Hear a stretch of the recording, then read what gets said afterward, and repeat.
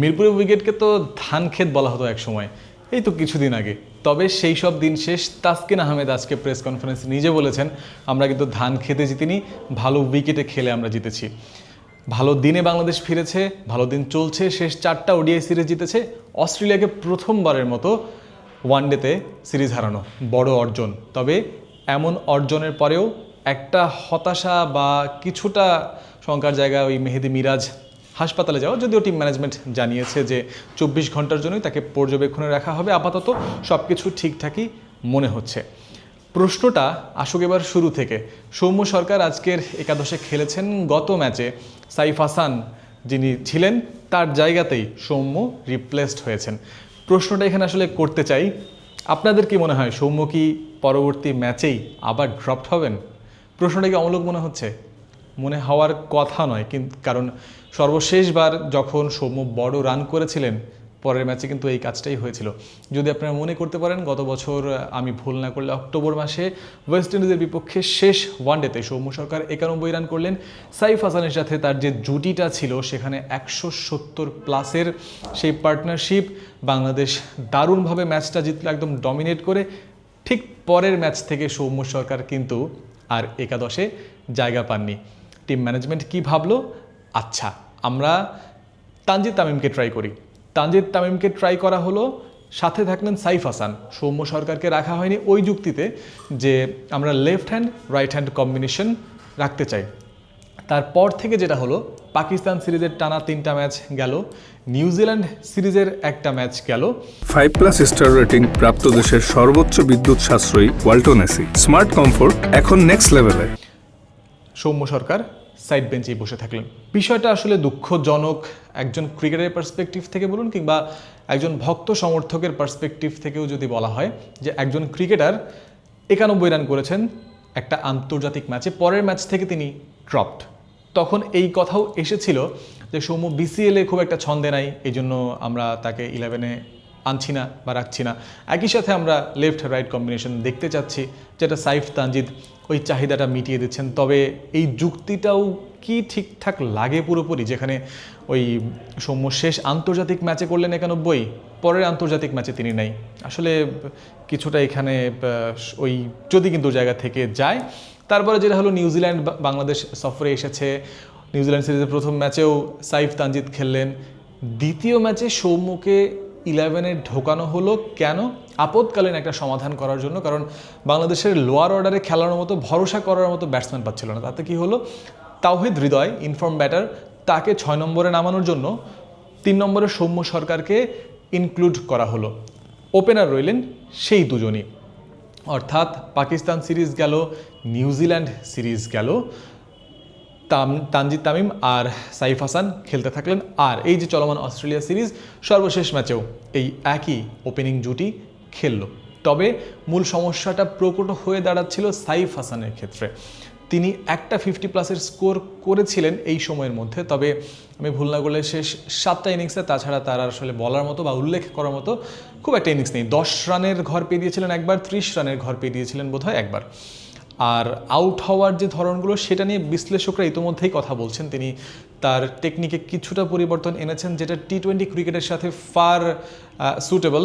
ওয়ানডের ক্ষেত্রে ওই যে অবস্থানটা, সেটা ভোগাচ্ছে তাকে, একই প্যাটার্নে তিনি আউট হচ্ছেন। সব মিলে সেই কি লাগছিল, সাইফ হাসান ড্রপড হলেন, সৌম্য একাদশে ঢুকলেন, ঢুকে 42 রান করলেন। খুব যে বড় কিছু, খুব অনেক বেশি কিছু করে ফেলেছেন সেটাও নয়। সৌম্য 50-র কাছাকাছি ছিলেন সেই মুহূর্তে। তার যে ফেভারিট বা go to shot, reverse sweep বলুন কিংবা সুইচ হিট বলুন, সেটাই খেলতে গেছিলেন, যেটা আসলে মোস্ট অফ দ্য টাইম তিনি সাকসেসফুল হন। তবে আজকে এসে তিনি আউট হয়ে গেছেন। ওকে, তবে একটা বার্তা পাওয়া গেছে যে তানজিদ তামিম আর সৌম্য সরকারের জুটিটাও ভালো করতে পারে, এবং আরও একটা বার্তা এখানে, আরও একটা সম্ভাবনার কথা তারা বুঝিয়ে গেছেন, জানিয়ে গেছেন যে এই জুটিটাকে এবার কন্টিনিউ করা যেতে পারে, এই জুটিটাকে সেটেলও করা যেতে পারে।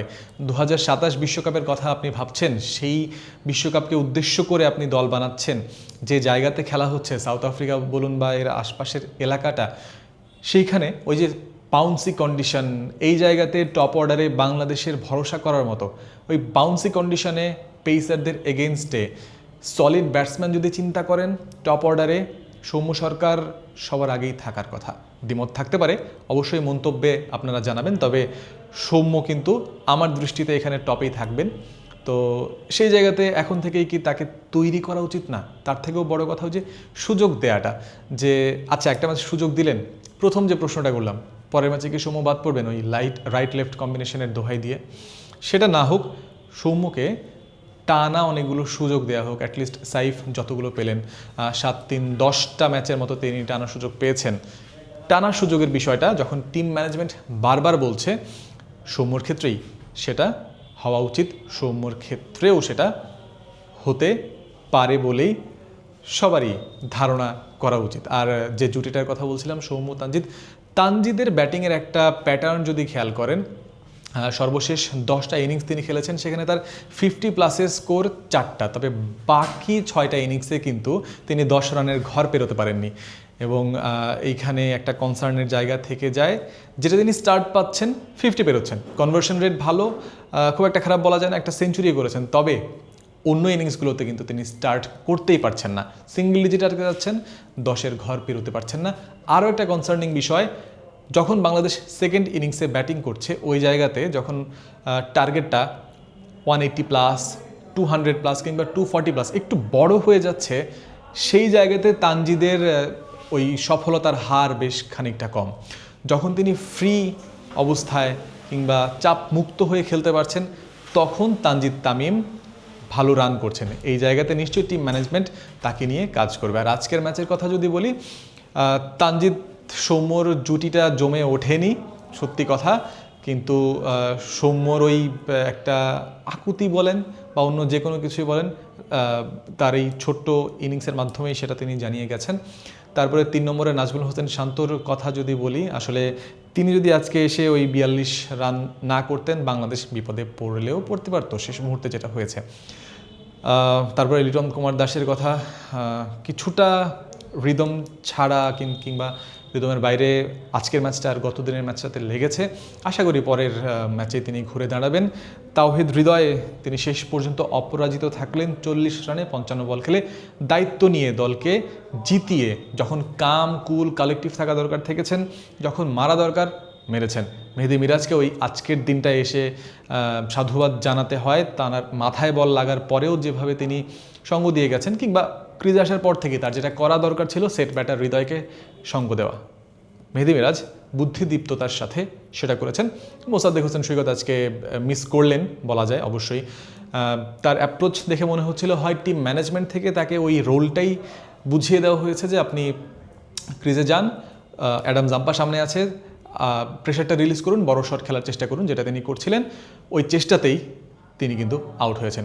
কিংবা তিনি নিজেও যদি এই রোলটা প্লে করে থাকেন বা নিজেই ভেবে থাকেন যে আচ্ছা আমার এখন এভাবেই খেলা উচিত, গত ম্যাচে যেমনটা অ্যাডাম জাম্পাকে অ্যাটাক করে সফল হয়েছিলেন, আজকের ম্যাচটাতেও সেটা করতে চেয়েছেন, কিছুটা কিঞ্চিত সফল হয়েছেন, খুব বেশি দূর এগোতে পারেননি।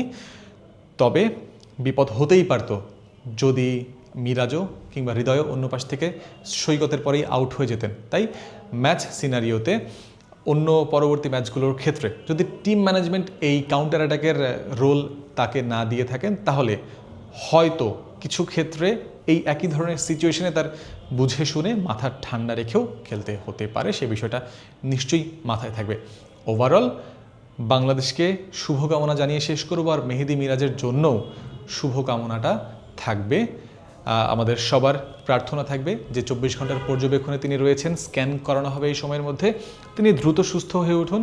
বাংলাদেশের ক্যাপ্টেন থার্ড ম্যাচেই ফিরে ট্রফিটা হাতে নিয়েই সিরিজটা শেষ করুন। শুভকামনা বাংলাদেশ দলের জন্য, শুভকামনা মেহেদী মিরাজের জন্য।